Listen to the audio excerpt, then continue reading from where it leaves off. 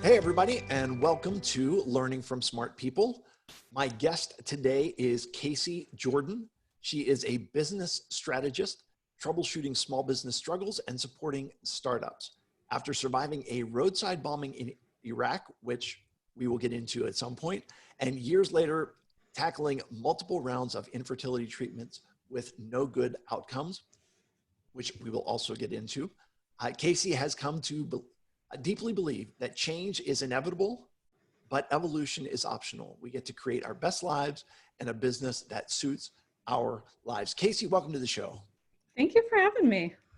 Absolutely. So I want to start with this. Let's talk about, you've been through a lot. Okay. Yes. So we'll start with what happened in Iraq and tell us the story. What happened? So I deployed with the Montana Army National Guard. I enlisted actually right before my senior year of high school, and which was right before the 9/11 terrorist attacks. So like for people who are old enough to remember what that political shift was, I enlisted before all of that. Right after I graduated high school, I went to my military schools, and pretty much immediately after coming home from those schools, my unit got deployed. So I was with the Montana National Guard, military police, and we were deployed into Baghdad. We were helping to rebuild the Baghdad Police Department. This was 2003 to 2004, so right after the initial invasion. Okay. And coming up on the end of our tour, April 13th, 2004, we were coming home from our missions at the end of the day, and we got hit. I worked as a turret gunner, so on a Humvee, so the person sticking out the top of the truck, and we got hit with a roadside bomb. I got slammed around. I separated my shoulder. I have nerve damage through my shoulder, elbow, and wrist. And then years later, I was diagnosed with brain injury and post-traumatic stress. Wow. Well, first of all, let me say thank you for your service to our country. It is extremely important to me to recognize the people that help keep us free. And this is the land of the free because of the brave. And thank you for doing that. And the second, to say that, you know, my heart goes out to you from the understanding that not only did you put yourself out there to say, I'm willing to take a risk in order to keep our country free, but there's a price that went with that. Mm-hmm. And so you're experiencing that. Listen, I have a good friend of mine. His name's Doug Vitale, and he actually stepped on an IED in Afghanistan, and I lost both legs and had a severe brain injury. Mm-hmm. But you know, his wife has stuck with him, and he's still one of the, you know, he inspires me. So that's a really cool thing, and I want to say thank you for that. So are you originally from Montana then? Yes, born and raised. I just moved to Virginia in May of this year. I haven't even been here 6 months yet. Okay. So whereabouts in Montana, just for morbid curiosity? I was born in Bozeman, which is one of the big tourist hotspots you hear of. The last 10 years I was there, I was in Billings on the east side of the state. Okay. My brother-in-law and his wife and their kids live out near Great Falls. Oh, okay. So yeah, small world. Anytime anyone says Montana, I'm like, ooh. Yep. And then when you say Virginia, how are you finding the difference between Montana and Virginia? It's a big difference. Culturally, socially, humidity, it's been a big change, but that's why we came, was the sense of adventure and something different. So it's been perfect for what we were looking for. Awesome. So you get home from Iraq, and at some point in time, I'm assuming you get married and you're thinking about having kids. What is that process like for you? How does that experience go? Well, that went really poorly for us as well. I met my husband about 5 years after I got home from Iraq. You know, kind of the typical, dated for a few years, got married kind of a year after we got married, started trying for kids, didn't work. Turned out we have health issues on both sides, and when you match them together, we had to go through IVF to get pregnant, and we did 5 rounds of IVF. I got pregnant 4 times, but I miscarried all 4 of them before 9 weeks. And so IVF is not cheap. Between the financial toll, the emotional toll, the physical toll on my body, because IVF, you're doing a lot of hormone injections. I was doing 3 to 5 shots. At one point I was on 16 different medications, 12 of which were hormones. Wow. And we did all that in about a 2-year window. And as we kind of got to that last couple rounds, we started talking about so what's next? Do we adopt? Do we just not have kids? Do we do more IVF? And both of us, for a variety of reasons, didn't want to pursue the adoption route.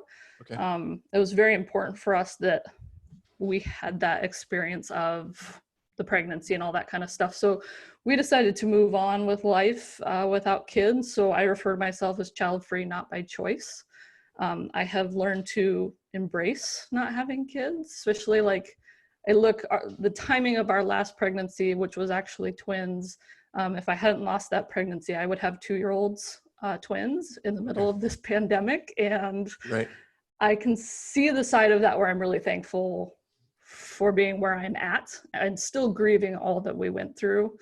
But then, so when we made the decision to stop when the last pregnancy failed, that was it. We closed the door on that chapter and kind of took some time to recover. And that's what led to my husband taking a job opportunity here in Virginia. Was we'd bought our 6-bedroom forever home in Montana to raise our kids. Sure. And when that was taken out of the picture, we were like, okay, well, we want something to shake up our lives. I'm 36, he's 40. We were kind of counting on kids for that next adventure, shake up, new challenges. And so we said, well, the hell with it. The 2 Montana kids who everybody expected to stay in Montana their entire life are going to pack their bags and move to Virginia. Wow. So I don't think I shared this with you, but part of what appealed to me in looking at your bio for this show was that experience. Because my wife and I went through similar experience. I've got a disability, and so, which means that it's all my fault that we were having trouble having kids. And that's a very heavy burden to bear. And I'm sure that you feel something similar in terms of, the difficulty of going through this, and there's something about my body that it's not working like it's supposed to. First of all, I appreciate your openness and your vulnerability in sharing that with us. But I will say we did 2 rounds, and let me back up to say this. The process of having kids is supposed to be fun. Right. It's supposed to be the ultimate expression of the closeness between a husband and wife. Yep. And at some point it becomes more like a science experiment, and it becomes more, it's about temperature and date and time and and so we ended up doing in vitro. We did it twice, and we were successful in our second attempt. And I remember I got the call that said we're expecting, and then she went for her first sonogram, and there was twins, and she went for her next sonogram, and they picked up a 3rd heartbeat. And so I am the proud father of 18-year-old triplets. Wow. So let me just say, I want to say this in a way that it doesn't come across all wrong. I would not trade my kids for the world. Okay. And when it comes to having triplets, do I ever wish that, we didn't have triplets in the end? No. Like, which one of them would I say, okay, you're the one that I would send back? Right.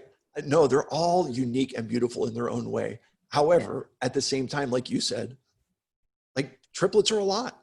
It's a lot to handle. And when they're little, their problems are all little. And now that they're 18, their problems have grown, exponentially along with the size. So, right. That's the thing I always want to convey to people. And I still have friends who are in the infertility world who are still making their decisions and doing treatment, is To me, it was never a decision of which life path is right or wrong, better or worse. Like our society, especially for women, there's so much pressure that like motherhood is the epitome of womanhood, and of like being a successful woman in of the American society. But I don't see it that way. Like there are pros and cons on both sides. Yeah, I don't get to watch my kids have their first steps or graduate high school or those things, but I also don't have to deal with not sleeping for 2 years and diapers and sending kids off to college. And, I look at what's going on in the world today and having teenagers that, you would be about to release into this world, like at some level has to be terrifying. And Completely. so it's not a better or worse. It's just two very different paths. And I'm going to look for the bright spots in the path I got put on. And I think that's really where we need to go next. And that is, you've been through these tough times. You've survived a roadside bomb. You've gone through the absolute misery of infertility treatments and I don't want to put words in your mouth, but in some ways, bitter disappointment Absolutely. of it not working. Yep. And yet what you just said is you're looking to find the bright spots in this. How do you do that? A lot of years of therapy. I mean, for a lot of years I didn't cope. When I met my husband, I mean, he can attest to how much I've changed in the 11 years we've been together. I used to really struggle, and it really was kind of a conscious decision that like, I can't change the fact that I got blown up. I can't change, I used to have a near photographic memory, but with the brain injury, I can barely remember what I ate for breakfast now. And I will never change that, and that'll never come back. So instead of fighting it, how do I live with it? And once I learned to live with it, then it was like, okay, how do I embrace it? And while I would have dealt with the PTSD, I started doing a lot of public speaking and talking very openly about PTSD and brain injury and being a female veteran. And I realized how healing sharing my story was for me. Like you think about it when you're a speaker, it's for the audience. I'm like, no, I talk for me. And so as we went through the fertility stuff, like I really called back on those lessons. Sure. But, it's funny because I talk about I'm a Christian. I'm very involved in church. And sometimes at church, you have two kinds of messages. One is a message that's for the benefit of the audience, in which you're trying to teach people something. And Yes. One is a message that's for the benefit of the speaker, where at the end of the time, they're like, yeah, see, I told them and I fixed them. And but what you're talking about is not that type of message at all. It's a message in which you are sharing and you are open and you are vulnerable. And in doing that, it really allows you to do some healing on your own. And yet I would imagine that openness and vulnerability is also something that really resonates with your audience.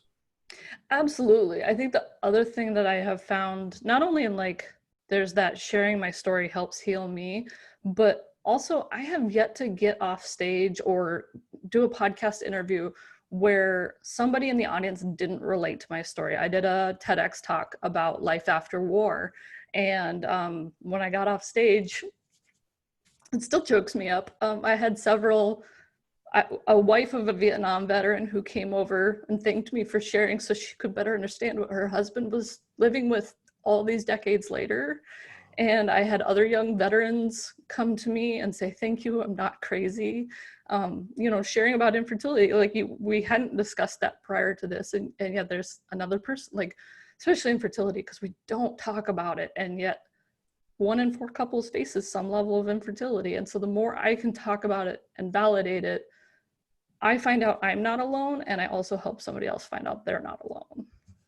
Yeah, in some ways, your timing in moving to Richmond could not be either better or worse. I have an aunt and an uncle who live on the south side of Richmond, and they are the most amazing couple. They have a fantastic way with kids, but they never had kids. Mm-hmm. And watching them, while they never had kids of their own, they have invested their lives into improving the life of the kids around them. Mm-hmm.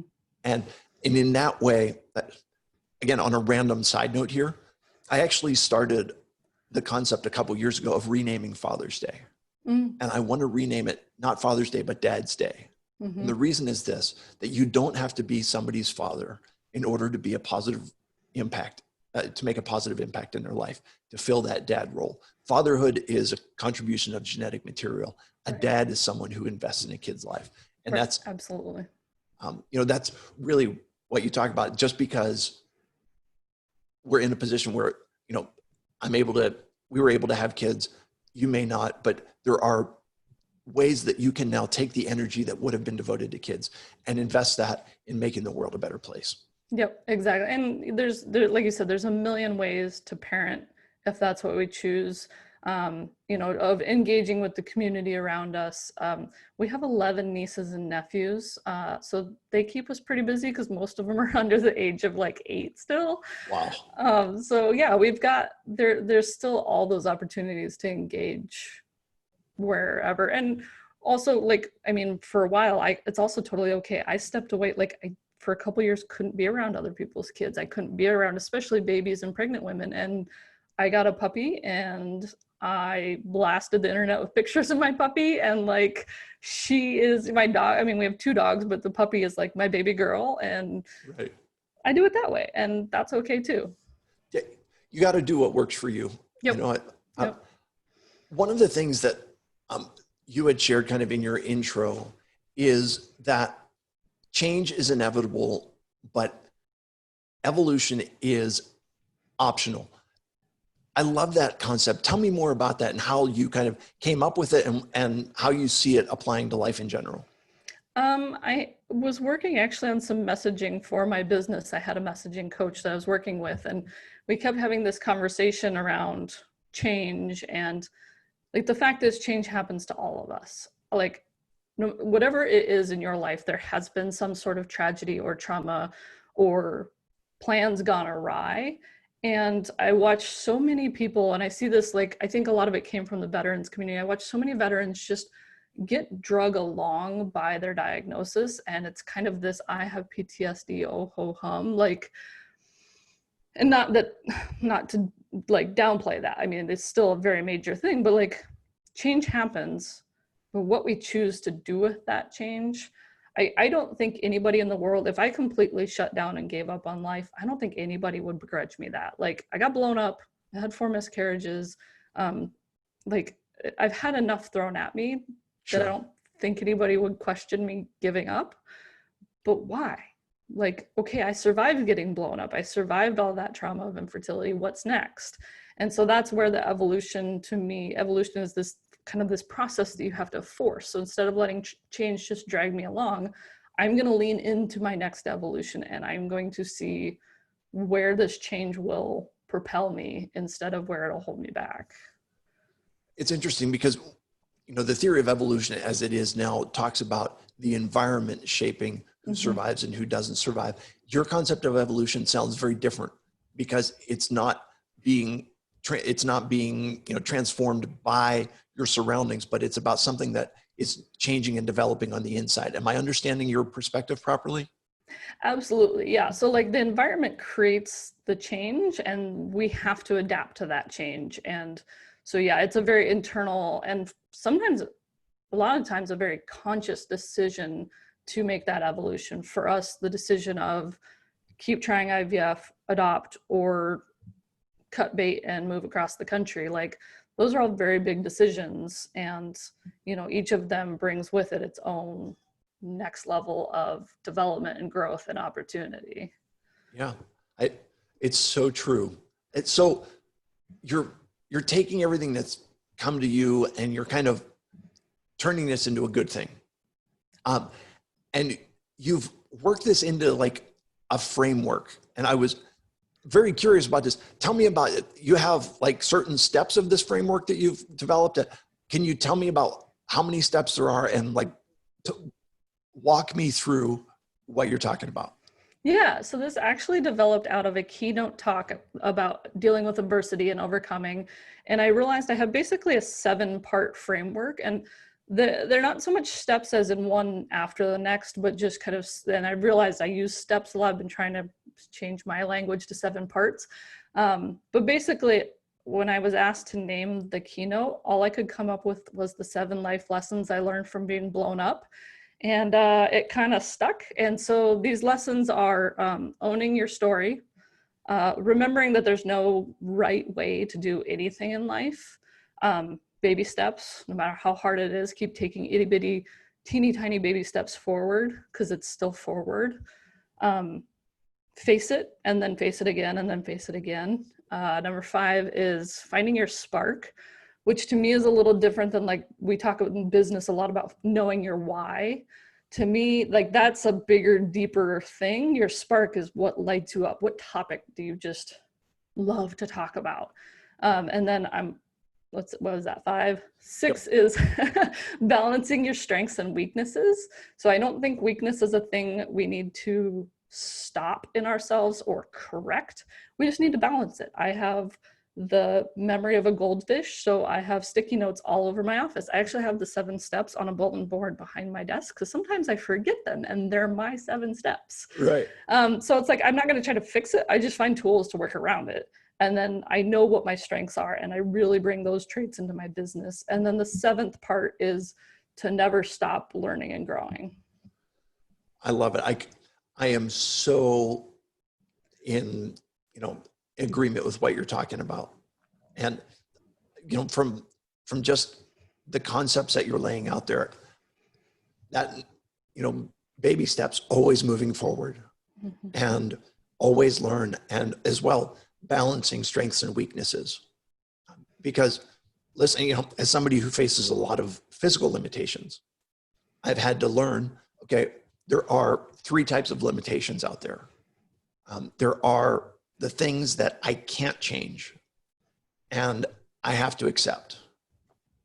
There are the things that I can change easily and just have to put in some work to do to make those changes. And maybe easily is not the right word, but there are things that I can change with some effort. And then there are things kind of in the middle Mm-hmm. that are possible to change, but it would take a tremendous amount of effort.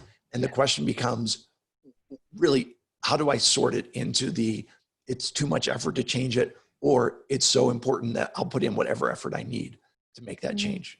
I love that approach. Yeah, I've never thought of it like that. I've always thought about, you can change it or you can't, but there is that middle ground. And like, what pops to my mind is like the baby steps. One of the examples I give a lot when I first got home from Iraq and my PTSD really was at its worst, I didn't get out of bed for days on end. And so my first baby step literally was, if I get out of bed, take a shower, put on the same dirty pajamas, and get back into bed, it was a successful day. And once I got to where I could do that pretty continuously, then it was like, okay, I'm going to shower, I'm going to put on jeans, and then I can get back into bed. And then it was shower, jeans, drive to the grocery store, and come home. Because like, I went to Walmart in the middle of the night because I had so much anxiety about being around people. And Sure. so like, I think that one is kind of one of those like hard to change, almost like, is it worth doing the change? But if you break the step down small enough and you care enough about the end result, you'll find the step that you need to take to start you moving forward. Yeah, it is. I've written three books, and when I sign them, one of the things that I sign them is just keep moving forward. Yeah. That you never actually are in a place where you are sitting still. You are either moving forward or moving backward. Mm-hmm. And maybe it's not even that you are moving backwards, but life is moving forward. Mm-hmm. So by sitting still, you are in effect moving backwards because life around you is moving forward. Yeah, that change is inevitable. Or my mom, a very poignant moment in my teenage years, she said, by not making a decision, you're making a decision. Oh, very true. So as a speaker, who do you talk to? A mixture of high school and university psychology classes. My master's degree is in mental health, and I actually used to be a therapist, so I can talk about PTSD both clinically and as a patient. So it's a very fun dynamic to teach. And then pretty much any audience that'll have me. I've done workshops with law enforcement to kind of educate them on approaching somebody who might be dealing with a PTSD situation. I've talked just inspirational audiences, pretty much anybody who'll put me in front of them. I love to talk to them. Fantastic. And I wish you, as a fellow speaker, I wish you the absolute best of luck with that. So if folks are looking to get a hold of you, where can they find you? Easiest place is my website, which is CaseyJordan.com. Jordan is spelled Jourdan, because nothing is easy in my life. I'm on I'm on Instagram all the time, Casey.Jourdan. Yeah. All right. I will happily put all of that information into the show notes. You were also generous enough to make an offer for my listeners. Tell me a little bit about that, please. Yes. So one of the big things for me as a function of the brain injury is really, and what I do in my business is creating systems and strategies, really breaking things down to those baby steps.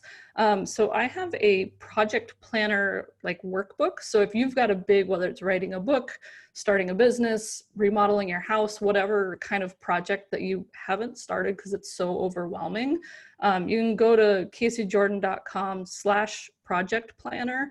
And there's a downloadable workbook there that will break it down in a new and different way and get you taking action on that project. I love it. I'm assuming that as you break that down, the analogy still holds. Like, how do you eat a whale? Yep. You eat it one bite at a time, right? Yep. Fantastic. Casey, you have indeed showed that you are smart. I have learned a tremendous amount from you. I really appreciate you being on the show, like on so many levels. I appreciate the service to our country. I appreciate the camaraderie of going through the difficult experience of infertility treatments. I appreciate your openness, that what you've offered to my audience. It's been phenomenal. Now it is, though, my favorite part of the show. It's a chance to show who you are as a person. It's 3 questions to establish your humanity. Are you ready for these? All right, let's do it. What is the most unusual thing you have ever eaten? I'll probably have to tell the story, but a chicken and peanut butter sandwich. Okay, if there's a story, it'll help me understand. Yeah, so my roommate, her brother was a Marine, and he was home on leave and staying with us, and we had chicken for dinner, like just a grocery store rotisserie chicken, and she had gone to the bathroom. While she was in the bathroom, I ate a Reese's peanut butter cup, and she came back out, and she's like, "Who is eating peanut butter?" And we both kind of, like, both being a military type and like practical jokesters, like her brother and I both kind of were like, "Oh, we were having peanut butter on chicken." And she's like, "What?" We're like, "Is it a military thing? I don't know. It's a Southern thing. Like, yeah, haven't you ever had chicken with peanut butter on it?" And we got her so convinced and so riled up that she ate a big chunk of chicken with peanut butter on it. And which actually, like, then to play fair, I was like, okay, I'll take a bite. And it really isn't terrible. It actually does work pretty well. Okay. I will trust you. This is one of those things, though, where when I say I trust you, I don't mean I trust you enough to do it myself. Right. I just take your word for it. Yep. So if you were going to be stuck on a deserted island and could only take 3 things with you, what are the 3 things you would take? Gosh. Can I cheat and say my iPad? Because then I have music, I have a place to write, I have a place to draw. Yeah, you know what? The iPad, I may count as all 3. So that's, take your iPad. Yeah. Hopefully it's one that's got like the Wi-Fi or the right. cellular connectivity, and you can get some kind of signal out there on your deserted island. Yep. Yeah, I've got to constantly be creative. So writing, drawing. Yep. All right. Last one. And that is, have you ever had front row seats to a play or a concert or anything like that?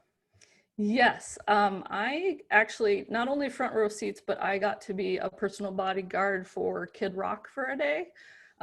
They brought him out to Baghdad for a USO show, and the sergeant major that booked the show didn't know who Kid Rock was and that it would be a big deal. And so he had not booked enough security for the venue. Okay. And so as military police wearing our armed brassards, he was like, "Hey, every MP that has a brassard on, like, you're on duty now." And so we got to like hang out front row. It was Kid Rock, his whole band, Jesse James, who's a famous motorcycle guy, right? Like all of these big names, a bunch of celebrities, NBA basketball stars, and we got to like hang out with them for the day. Very, very cool story. Listen, Casey, thank you so much for being on the show. All of your contact information is going to be down in the show notes. And again, thank you for your openness and for sharing. This has been fantastic. For all of you that are listening, I say thank you for listening. I hope that you have learned something today. Please subscribe to the show. Send us an email. Let us know what you think. Follow us on social media. And I will remind you, as always, when you stop learning, you stop living. Have a great day, everybody.